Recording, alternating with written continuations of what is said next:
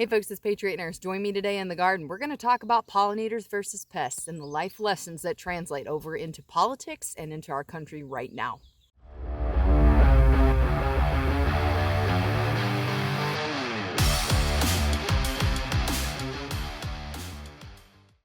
So I'm working out here in the garden. It's very, very busy season right now. Full swing. I got to weed, got to take care of things, got to try and make sure that your food is being produced appropriately and that you're being a good steward of your resources. So while I was out dealing with weeds today and making sure that my crops are mulched, I use a straw mulch actually in order to cut down on weeds, but also to keep moisture in the plants and to allow moisture to be retained so I don't have to water as much. But it occurred to me when I saw this humble little bumblebee on one of the blossoms for my tomato plants back there. And at the time that I saw him, I just kind of saw him, flitting over to the little blossoms and landing on them. And you realize there's a level of gratefulness, okay, that comes with these pollinators, because without the pollinators, without the bees, we wouldn't have any food. The pollinators do the work. I'm going to loop this back together and translate this into the problem with our culture right now, definitely with our society and our country's current configuration with its social safety net that has become a hammock. The pollinators you see in a garden are responsible for producing the food. Without the pollinators taking pollen to the blossoms and the subsequent fruit production on the blossom, you don't have any food. And so I saw the humble little bumblebee, little tiny bee, landing on my tomato blossoms and then moving from blossom to blossom. And I was so grateful. I saw him and I just said, thank you, Lord, for the blossom. And thank you, little bumblebee. May the Lord bless you, little bumblebee, for helping me be able to eat.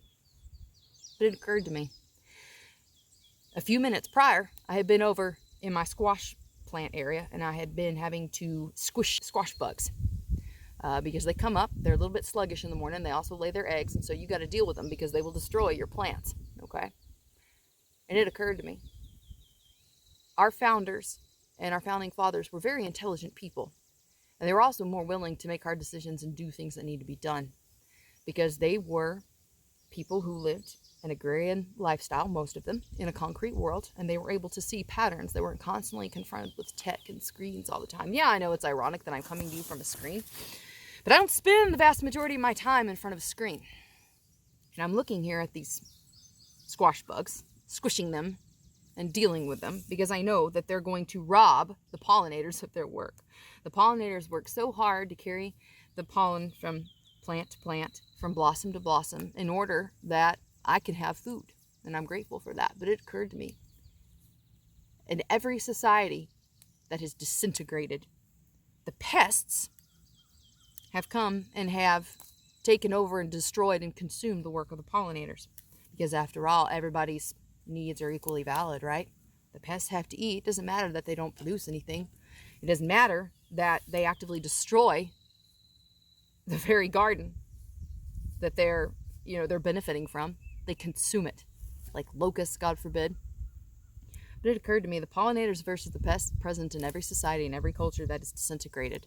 And whenever the pests outnumber the pollinators, when those that consume outnumber those that actually produce, you're going to have a problem. You're not going to have food. You're not going to have a garden. You're not going to have a flourishing society.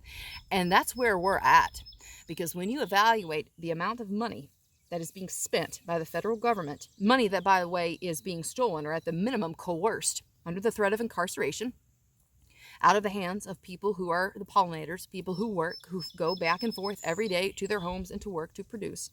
When their money is being stolen from them and is being reappropriated to pay for people to come in here and live illegally, to benefit from all the services that they did not pay for, to consume the things that they did not produce, we're going to have a problem. And we're at that tipping point, I submit to you right now.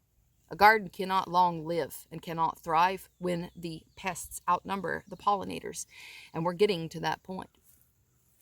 And it's a wicked, vile thing when you consider that there are families right now who are struggling to make ends meet because their wealth is being consumed by people who did not produce it, consumed by people who came into this country illegally and who are stealing the services from them, consumed by the policies of a federal government that wants to redistribute the wealth of the pollinators, of the producers, to those that do nothing but consume it.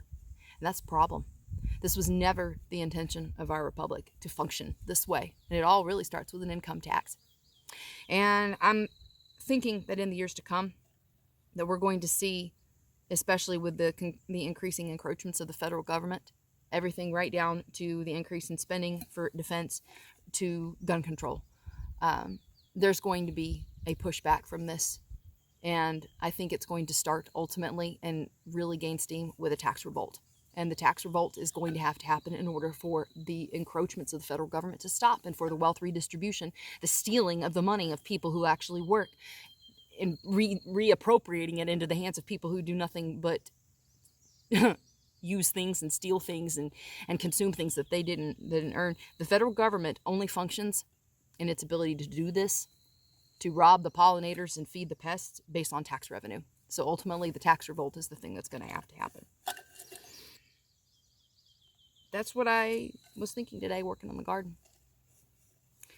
The things that come to you when your mind is quiet, when you're engaged in the physical realm, and when you're working with your hands in this quiet moments. There's nothing wrong with people that think like us. We are not the defective ones. We are not the lesser evolved. We are normal. We are grounded. We are real human beings. People that live for their EBT card to get refilled. People that are living for their next check, subsidized by their neighbors and the taxpayers. They're not normal. That's not normal. This type of existence throughout human history is not normal. If anything, it is the prelude to utter decay and chaos. It can't be sustained. And when you get to a point, which we may be looking at here very soon, where you have open socialists elected in positions of power, the federal government, I would consider that an illegitimate government. We are guaranteed a republic form of government under our Constitution. So from day one, when you have a socialist sworn into office, like, I'm not doing that anymore. Illegitimate. And there's a lot of people like me who are just right there, you know. So that's what I learned today, working on the garden. That's what I learned looking at my tomato plants and my squash plants. The pollinators versus the pest. You can't have a garden comprised predominantly of pests with few pollinators. It will self-destruct. Food for thought. Hope y'all enjoyed the video. If you did, you can subscribe to me here on YouTube, Patriot Nurse. By the way, make sure that you are subscribed, because I keep getting a whole bunch of emails from people saying that they were suddenly unsubscribed from YouTube. And considering that YouTube is doing a bunch of censorship and outright banning and blocking of people who have real conservative principles, and whose principles are, you know, actually proven throughout time, and who aren't like rabid leftists, yeah, I would say it's important to make sure that you're still subscribed.